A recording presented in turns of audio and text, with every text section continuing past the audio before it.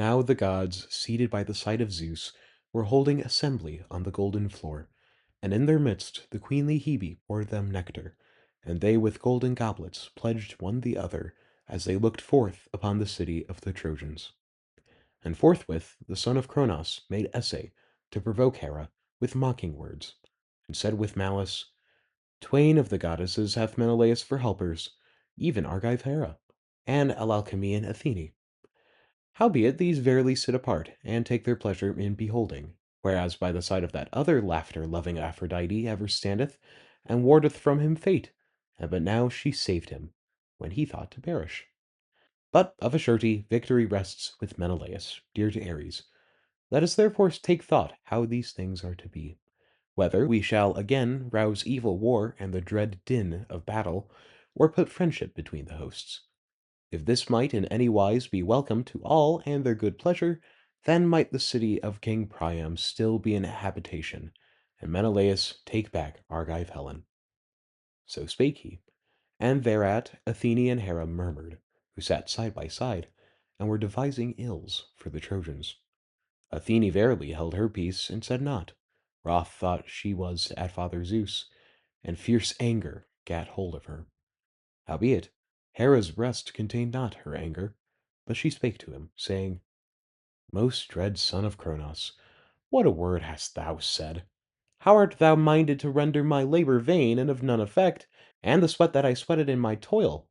Ay, and my horses twain waxed weary with my summoning of the host for the bane of Priam and his sons.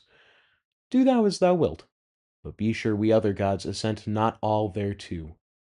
Then, stirred to hot anger, spake to her Zeus, the cloud-gatherer. Strange queen, wherein do Priam and the sons of Priam work thee ills so many, that thou ragest unceasingly to lay waste the well-built citadel of Ilias? If thou wert to enter within the gates and the high walls, and to devour Priam raw, and the sons of Priam, and all the Trojans besides, then perchance mightest thou heal thine anger. Do as thy pleasure is. Let not this quarrel in time to come be to thee and me a grievous cause of strife between us twain. And another thing will I tell thee, and do thou lay it to heart.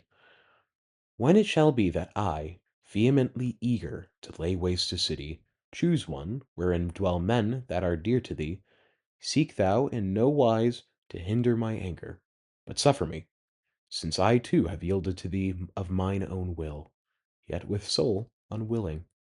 For of all cities beneath sun and starry heaven, wherein men that dwell upon the face of the earth have their abodes, of these sacred Ilios was most honored of my heart. And Priam, and the people of Priam, with goodly spear of ash. For never at any time was mine altar in lack of the equal feast, the drink offering, and the savour of burnt offering, even the worship that is our due. Then in answer to him spake ox-eyed, queenly Hera. Verily have I 3 cities that are far dearest in my sight, Argos and Sparta, and broad-wayed Mycenae. These do thou lay waste whensoe'er they shall be hateful to thy heart. None their defiance do I stand forth, nor count them too greatly. For even though I grudge thee, and am fain to thwart their overthrow, I avail not by my grudging, for truly thou art far the mightier. Still it beseemeth that my labour too be not made of none effect. For I also am a god, and my birth is from the stock whence is thine own. And crooked counselling Cronos begat me as the most honoured of his daughters in twofold wise, for that I am eldest, and am called thy wife, whilst thou art king among all the immortals. Nay, then, let us yield one to the other herein, I to thee and thou to me, and all the other immortal gods will follow with us. And do thou straightway bid Athene go her way into the dread din of battle of Trojans and Achaeans, and contrive how that the Trojans may be first in defiance of their oaths to work evil upon the Achaeans that exult in their triumph. So said she, and the father of men and gods failed not to hearken. Forthwith he spake to Athene winged words. Haste thee with all speed unto the hosts into the midst of Trojans and Achaeans, and contrive how that the Trojans may be first in defiance of their oaths to work evil upon the Achaeans that exult in their triumph. So saying, he stirred on Athene that was already eager, and down from the peaks of Olympus she went darting. Even in such, wise as the son of crooked counseling Cronos sendeth a star to be a portent for seamen, or for a wide host of warriors, a gleaming star, and therefrom the sparks fly thick. Even so darted Pallas Athene to earth, and down she leapt into the midst. And amazement came upon all that beheld, on horse-taming Trojans and well-greaved Achaeans. And thus would a man say with a glance at his neighbor, Verily shall we again have evil war in the dread din of battle, or else friendship is set amid the hosts by Zeus, who is for men the dispenser of battle. So would many a one of Achaeans and Trojans speak. But Athene entered the throng of the Trojans in the guise of a man, even of Laodocus, son of Antenor, a valiant spearman, in quest of godlike Pandarus, if haply she might find him. And she found the Lycaon's son, peerless and stalwart, as he stood, and about him were the stalwart ranks of the shield-bearing hosts that followed him from the streams of Aesopus. Then she drew near, and spake to him winged words. Wilt thou now hearken to me, thou wise-hearted son of Lycaon? Then wouldst thou dare to let fly a swift arrow upon Menelaus, and wouldst win favor and renown in the eyes of all the Trojans, and of King Alexander most of all. From him of a surety wouldst thou before all others bear off glorious gifts, should he see Menelaus, the warlike son of Atreus, laid low by thy shaft, and set upon the grievous pyre.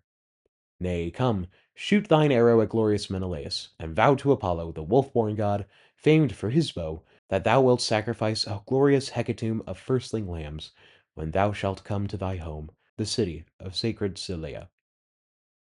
So spake Athene, and persuaded his heart in his folly. Straightway he uncovered his polished bow of the horn of a wild ibex, that himself on a time had smitten beneath the breast as it came forth from a rock, he lying in wait the while in a place of ambush, and had struck it in the chest, so that it fell backward in a cleft of the rock. From its head the horns grew to a length of 16 palms. These the worker in horn had wrought and fitted together, and smoothed all with care, and set thereupon a tip of gold. This bow he bent, leaning it against the ground, and laid it carefully down. And his goodly comrades held their shields before him, lest the warrior sons of the Achaeans should leap to their feet, or ever Menelaus, the warlike son of Atreus, was smitten. Then opened he the lid of his quiver, and took forth an arrow, a feathered arrow that had never been shot, freighted with dark pains. And forthwith he fitted the bitter arrow to the string, and made a vow to Apollo, the wolf-born god, famed for his bow, that he would sacrifice a glorious hecatomb of firstling lambs when he should come to his home, the city of sacred Zelea. And he drew the bow, clutching at once the notched arrow and the string of ox's sinew. The string he brought to his breast, and to the bow the iron arrowhead. But when he had drawn the great bow into a round, the bow twanged, and the string sang aloud, and the keen arrow leapt, eager to wing its way amid the throng. Then, O Menelaus, the blessed gods, the immortals, forgot thee not. And before all the daughter of Zeus, she that driveth the spoil, who took her stand before thee, and warded off the stinging arrow, she swept it just aside from the flesh, even as a mother sweepeth a fly from her child when he lieth in sweet slumber. And of herself she guided it where the golden clasps of the belt were fastened, and the corselet overlapped. On the clasped belt lighted the bitter arrow, and though the belt richly dight was it driven, and clean through the curiously wrought corselet did it force its way, and through the taslet which he wore, a screen for his flesh and a barrier against darts, wherein was his chiefest defence. Yet even though this did it speed, so the arrow grazed the outermost flesh of the warrior, and forthwith the dark blood flowed from the wound. As when a woman staineth ivory with scarlet, someone of Meonia or Caria, to make a cheek-piece for horses, and it lieth in a treasure chamber, though many horsemen pray to wear it. But it lieth there, as a king's treasure, alike an ornament for his horse, and to its driver a glory. Even in such wise, Menelaus, were thy thighs stained with blood, thy shapely thighs, and thy legs, and thy fair ankles beneath. Thereat shuddered the king of men, Agamemnon, as he saw the black blood flowing from the wound, and Menelaus, dear to Ares, himself likewise shuddered. But when he saw that the sinew and the barbs were without the flesh, back again into his breast was his spirit gathered. But with a heavy moan spake among them Lord Agamemnon, holding Menelaus by the hand, and his comrades too made moan.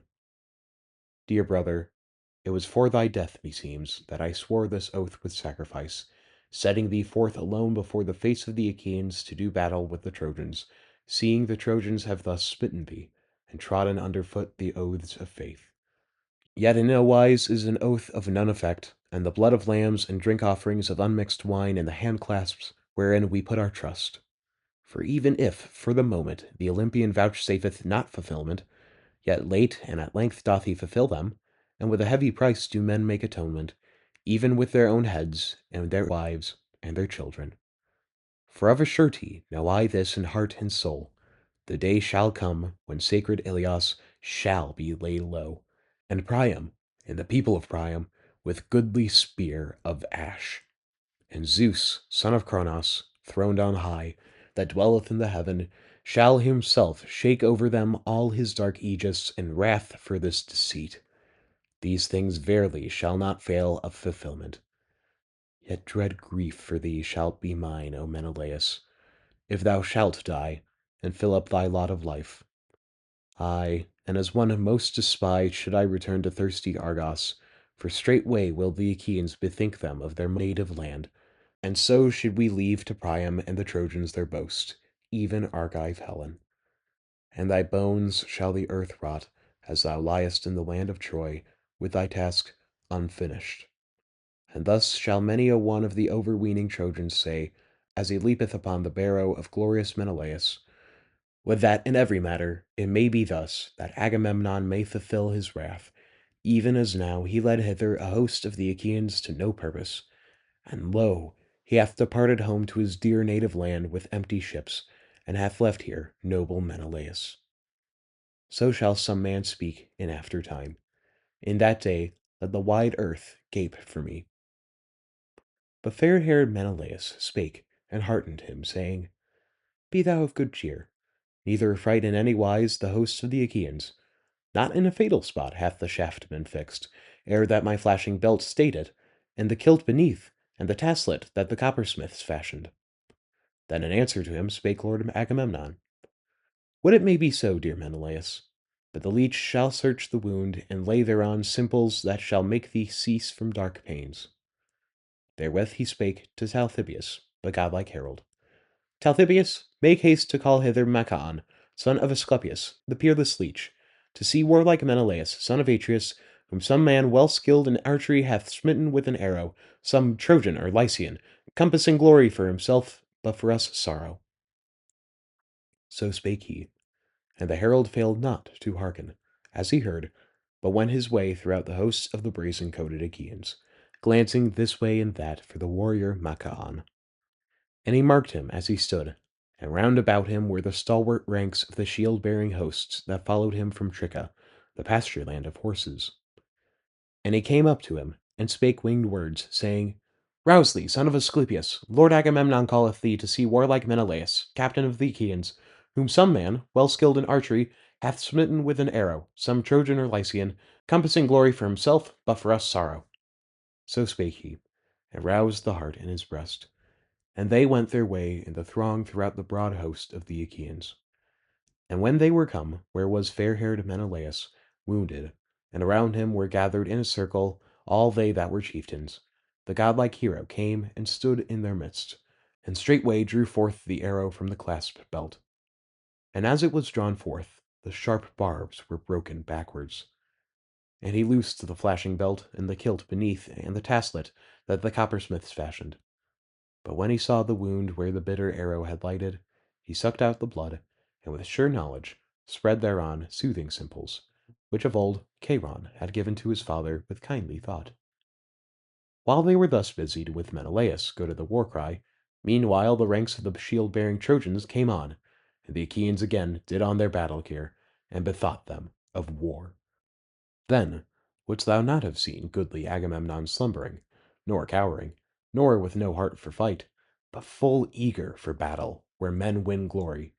His horses and his chariot adorned with bronze he let be, and his squire, Eurymedon, son of Peiras's son, Ptolemaeus, kept the snorting steeds withdrawn apart, and straightly did Agamemnon charge him to have them at hand, whenever weariness should come upon his limbs, as he gave commands throughout all the host. But he himself ranged on foot through the ranks of warriors, and whomsoever of the Danaans with swift steeds he saw eager, to these would he draw nigh, and heartened them earnestly, saying, Ye Argives, relax ye no whit for your furious valor, for Father Zeus will be no helper of lies. Nay, they that were the first to work violence in defiance of their oaths, their tender flesh of a surety shall vultures devour, and we shall bear away in our ships the dear wives and little children, when we shall have taken their citadel. And whomsoever again he saw holding back from hateful war, them would he chide roundly with angry words. Ye Argives that rage with the bow, ye men of dishonor, have ye no shame? Why is it that ye stand thus dazed, like fawns that, when they have grown weary with running over a wide plain, stand still, and in their hearts is no valor found at all? Even so, ye stand dazed and fight not. Is it that ye wait for the Trojans to come near where your ships with stately sterns are drawn up on the shore of the great sea, that ye may know if haply the son of Cronos will stretch forth his arm over you? Thus ranged he, giving his commands through the ranks of warriors. And he came to the Cretans as he fared through the throng of men. These were arming them for war around wise-hearted Idomeneus, and Idomeneus stood amid the foremost fighters like a wild boar in valor, while Meriones was speeding on the hindmost battalions. At the sight of them, Agamemnon, king of men, waxed glad, and forthwith he spake to Idomeneus with gentle words. Idomeneus, beyond all the Danaans with swift steeds do I show honor to thee both in war and in tasks of other sort. And at the feast, when the chieftains of the Argives let mingle in the bowl the flaming wine of the elders. For even though the other long-haired Achaeans drink an allotted portion, thy cup standeth ever full, even as for mine own self, to drink whensoever thy heart biddeth thee. Come, rouse thee for battle, such a one as of old thou declarest thyself to be. To him Idomeneus, leader of the Cretans, made answer, saying, Son of Atreus, of a surely will I be to thee a trusty comrade, even as at the first I promised and gave my pledge. But do thou urge on the other long-haired Achaeans that we may fight with speed, seeing the Trojans have made of none effect our oaths. Death and woes shall hereafter be their lot, for that they were the first to work violence in defiance of the oaths. So spake he, and the son of Atreus passed on, glad at heart, and came to the Iantes as he fared through the throng of warriors. These were arming them for battle, and a cloud of footmen followed with them, even as when, from some place of outlook, a goatherd seeth a cloud coming over the face of the deep before the blast of the west wind, and to him being afar off it seemeth blacker than pitch as it passeth over the face of the deep, and it bringeth a mighty whirlwind, and he shuddereth at sight of it, and driveth his flock beneath a cave. Even in such, wise by the side of the Iantes, did the thick battalions of youths, nurtured of Zeus, move into furious war. Dark battalions, bristling with shields and spears. At the sight of these, Lord Agamemnon waxed glad, and he spake and addressed them with winged words. Ye Iantes, leaders of the brazen-coated Argives, to you twain, for it beseemeth not to urge you, I give no charge. For of yourselves ye verily bid your people fight amain. I would, O Father Zeus and Athene and Apollo, that such spirit as yours might be found in the breasts of all. Then would the city of King Priam forthwith bow her head, taken and laid waste beneath our hands. So saying, he left them there and went to others. Then found he Nestor, the clear-voiced orator of the Pylians, arraying his comrades and urging them to fight. Around mighty Pelagon, and Alastor, and Chromius, and Lord Hymen, and Bias, shepherd of the host. The charioteers first he arrayed with their horses and cars, and behind them the footmen, many and valiant, to be a bulwark of battle. But the cowards he drave into the midst, that were he never so loath, each man must needs fight perforce. Upon the charioteers was he first laying charge, and he bade them keep their horses in hand, nor drive tumultuously on amid the throng. Neither let any man, trusting in his horsemanship and his valor, be eager to fight with the Trojans alone in front of the rest, nor yet let him draw back. for so will ye be the feebler. But what man soe'er from his own car can come at a car of the foe, let him thrust forth with his spear, since verily it is far better so. Thus also did men of olden time lay waste cities and walls, having in their breasts mind and spirit such as this. So was the old man urging them on, having knowledge of battles from of old. At sight of him, Lord Agamemnon waxed glad, and he spake, and addressed him with winged words. Old sir, I that even as is the spirit in thy breast, so thy limbs might obey, and thy strength be firm. But evil old age presseth hard upon thee. Would that some other among the warriors had thy years, and that thou wert among the youths. To him then made answer the horseman, Nestor of Gerenia. Son of Atreus, verily I myself could wish that I were such a one as on the day when I slew goodly Ereuthalion. But in no wise do the gods grant to men all things at one time. As I was then a youth, so now doth old age attend me. Yet even so will I abide among the charioteers, and urge them on by counsel and by words. For that is the office of elders. Spears shall the young men wield who are more youthful than I, and have confidence in their strength. So spake he, and the son of Atreus passed on, glad at heart. He found Menelaus, driver of horses, son of Peteos, as he stood, and about him were the Athenians, masters of the war cry. And hard by stood Odysseus of many wiles, and with him the ranks of the Cephallenians, no weakling folk, stood still. And their host had not as yet heard the war cry, seeing the battalions of the horse-training Trojans and the Achaeans had but newly bestirred them to move. Wherefore these stood, and waited until some other serried battalions of the Achaeans should advance to set upon the Trojans, and begin the battle.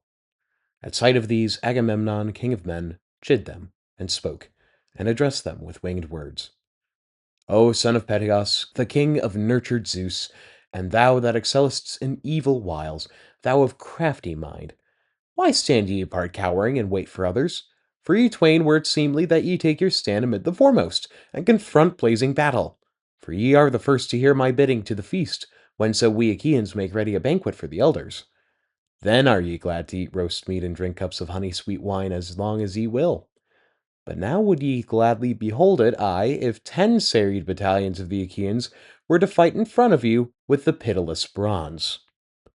Then with an angry glance from beneath his brows, Odysseus of many wiles addressed him. Son of Atreus, what a word hath escaped the barrier of thy teeth? How sayest thou that we are slack in battle, when so we Achaeans rouse keen war against the horse-taming Trojans? Thou shalt see, if so be thou wilt, and if thou carest aught therefore, the father of Telemachus mingling with the foremost fighters of the horse-taming Trojans. This that thou sayest is as empty wind. Then Lord Agamemnon spake to him with a smile, when he knew that he was wroth, and took back his words. Zeus-born son of Laertes, Odysseus of many wiles, neither do I chide thee overmuch, nor urge thee on, for I know that the heart in thy breast knoweth kindly thoughts, seeing thou art minded even as I am. Nay, come, these things will we make good hereafter, if any harsh word hath been spoken now, and may the gods make all to come to naught. So saying, he left them there, and went to others. Then found he the son of Tydeus, Diomedes, high of heart, as he stood in his jointed car, and by his side stood Sthenelus, son of Capaneus. At sight of him too, Lord Agamemnon chid him, and spake and addressed him with winged words. Ah me, thou son of wide-hearted Tydeus, tamer of horses, why cowerest thou? Why gazest thou at the dykes of battle? Tydeus of a surety was not wont thus to cower, but far in advance of his comrades to fight against the foe, as they tell who saw him amid the toil of war. For I never met him, neither saw him, but men say that he was preeminent over all. Once verily he came to Mycenae, not as an enemy, but as a guest, in company with godlike Polynices, to gather a host. For in that day they were waging a war against the sacred walls of Thebe, and earnestly did they make prayer that glorious allies be granted them. And the men of Mycenae were minded to grant them, and were assenting even as they bade. But Zeus turned their minds by showing tokens of ill. So when they had departed, and were with deep reeds, that coucheth in the grass, there did the Achaeans send forth Tydeus on an embassage, and he went on his way, and found the many sons of Cadmus feasting in the house of mighty Eteocles. Then, for all he was a stranger, the horseman Tydeus feared not, all alone though he was amid the many Cadmeans, but challenged them all to feats of strength, and in every one vanquished he them full easily. Such a helper was Athene to him. But the Cadmeans, goaders of horses, waxed wroth, and as he journeyed back, brought and set a strong ambush, even 50 youths, and two there were as leaders, Maon, son of Hymen, peer of the immortals, and Autophonus' son, Polyphontes, staunch in fight. But Tydeus even upon these let loose a shameful fate, and slew them all. One only man suffered he to return home. Maon he sent forth in obedience to the portents of the gods. Such a man was Tydeus of Aetolia. Howbeit, the son that he begat is worse than he in battle, though in the place of gathering he is better. So he spake, and stalwart Diomedes answered him not a word, but had respect to the reproof of the king revered. But the son of glorious Capaneus made answer, Son of Atreus, utter not lies when thou knowest how to speak truly. We declare ourselves to be better men by far than our fathers. We took the seat of Thebe of the seven gates, when we twain had gathered a lesser host against a stronger wall, putting our trust in the portents of the gods and in the aid of Zeus, whereas they perished through their own blind folly. Wherefore I bid thee, put not our fathers in like honor with us. Then, with an angry glance from beneath his brows, stalwart Diomedes addressed him. Good friend, abide in silence, and hearken to my word. I count it not shame that Agamemnon, shepherd of the host, should urge on to battle the well-grieved Achaeans. For upon him will great glory attend if the Achaeans shall slay the Trojans, and take sacred Ilias, and upon him likewise will fall great sorrow, if the Achaeans be slain. Nay, come, let us twain also bethink us of furious valor. He spake, and leapt in his armor from his chariot to the ground, and terribly rang the bronze upon the breast of the prince as he moved. Thereat might terror have seized even one that was steadfast of heart. As when on a sounding beach the swell of the sea beats, wave after wave, before the driving of the west wind, out on the deep at the first is it gathered in a crest, but thereafter is broken upon the land, and thundereth aloud, and round about the headlands it swelleth and reareth its head, and speweth forth the salt brine. Even in such wise on that day did the battalions of the Danaans move, rank after rank, without cease, into battle. And each captain gave charge to his own men, and the rest marched on in silence. Thou wouldst not have deemed that they that followed in such multitudes had any voice in their breasts, all silent as they were through fear of their commanders. And on every man flashed the inlaid armor wherewith they went clad. Before the Trojans, even as ewes stand in throngs past counting in the court of a man of much substance to be milked of their white milk, and bleat without ceasing as they near the voices of their lambs, even so arose the clamor of the Trojans throughout the wide host. For they had not all like speech or one language, but their tongues were mingled, and they were a folk summoned from many lands. These were urged on by Ares, and the Greeks by flashing-eyed Athene, and terror, and rout, and discord that rageth incessantly, sister and comrade of manslaying Ares. She at the first rears her crest but little, yet thereafter planteth her head in heaven, while her feet tread on earth. She it was that now cast evil strife into their midst, as she fared through the throng, making the groanings of men to wax. Now when they were met together and come into one place, then dashed they together shields and spears and the fury of bronze-mailed warriors. And the bossed shields closed each with each, and a great din arose. Then were heard alike the sound of groaning and the cry of triumph of the slayers and the slain, and the earth flowed with blood. As when winter torrents, flowing down the mountains from their great springs to a place where two valleys meet, join their mighty floods in a deep gorge, and far off amid the mountains the shepherd heareth the thunder thereof. Even so from the joining of these in battle came shouting and toil. Antilochus was first to slay a warrior of the Trojans in full armor, a goodly man amid the foremost fighters, Echepolus, son of Thalysius. Him was he first to smite upon the horn of his helmet with crest of horsehair, and into his forehead drave the spear, and the point of bronze passed within the bone, and darkness enfolded his eyes. and he crashed as doth a wall in the mighty conflict. As he fell, Lord Elephenor caught him by the feet, the son he of Chalcedon, and captain of the great-souled Abantes, and sought to drag him from beneath the missiles, fain with all speed to strip off his armor. Yet, before scant space did his striving endure, for as he was hailing the corpse, great-souled Agenor caught sight of him, and where his side was left uncovered of his shield, as he stooped, even there, he smote him with a thrust of his bronze-shod spear, and loosed his limbs. So his spirit left him, and over his body was wrought grievous toil of Trojans and Achaeans. Even as wolves leapt they one upon the other, and man made man to reel. Then Telamonian Aias smote Athemion's son, the lusty youth Simoeisius, whom on a time his mother had borne beside the banks of Simois, as she journeyed down from Ida, whither she had followed with her parents to see their flocks. For this cause they called him Simoeisius. Yet paid he not back to his dear parents the recompense of his upbringing, and but brief was the span of his life, for that he was laid low by the spear of great-souled Aias. For, as he strode amid the foremost, he was smitten on the right breast beside the nipple, and clean through his shoulder went the spear of bronze, and he fell to the ground in the dust like a poplar tree that hath grown up in the bottom land of a great marsh, smooth of stem, but from the top thereof branches grow. This hath some Wainwright felled with the gleaming iron, that he might bend him a felloe for a beauteous chariot, and it lieth drying by a river's banks. Even in such wise did Zeus-born Aias slay Simoeisius, son of Athenion. And at him Priam's son, Antiphus, of the flashing corselet, cast with his sharp spear amid the throng. Him he missed, but smote in the groin Odysseus's goodly comrade, Leucus, as he was drawing the corpse to the other side. So he fell upon it, and the body slipped from his grasp. For his slaying waxed Odysseus mightily wroth at heart, and strode amid the foremost warriors, harnessed in flaming bronze.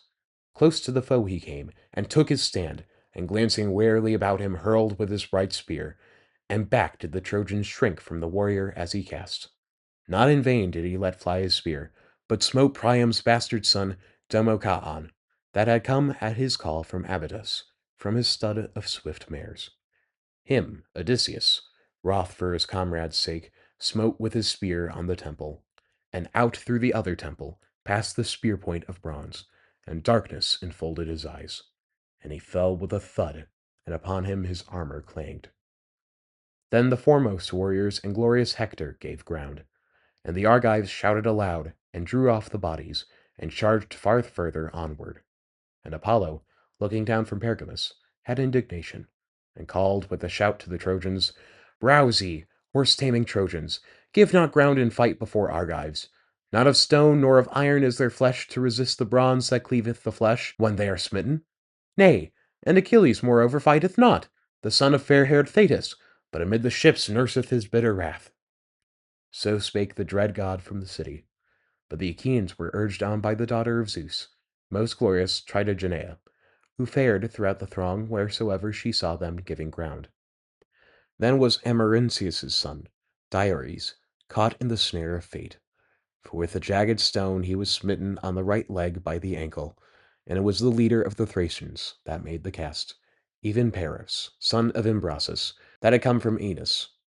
The sinews twain and the bones did the ruthless stone utterly crush, and he fell backward in the dust, and stretched out both his hands to his dear comrades, gasping out his life. And there ran up he that smote him, Peiros, and dealt him a wound with a thrust of his spear beside the navel. And forth upon the ground gushed all his bowels, and darkness enfolded his eyes. But as the other sprang back, Thoas of Aetolia smote him with a cast of his spear in the breast above the nipple, and the bronze was fixed in his lung. And Thoas came close to him, and plucked forth from his chest the mighty spear, and drew his sharp sword, and smote him therewith full upon the belly, and took away his life. Howbeit of his armor he stripped him not, for about him his comrades, men of Thrace that wear the hair long at the top, stood with long spears grasped in their hands, and for all that he was great and mighty and lordly, drave him back from them, so that he reeled and gave ground. Thus the twain lay stretched in the dust, each by the other, captains, the one of the Thracians, and the other of the brazen-coated Achaeans. And about them were others full many, likewise slain. Then could no man any more enter into the battle and make light thereof, whoso still, unwounded by missile or by thrust of sharp bronze, might move throughout the mist, being led of Pallas Athene by the hand, and by her guarded from the onrush of missiles. For multitudes of Trojans and Achaeans alike were that day stretched one by the other side, with faces in the dust.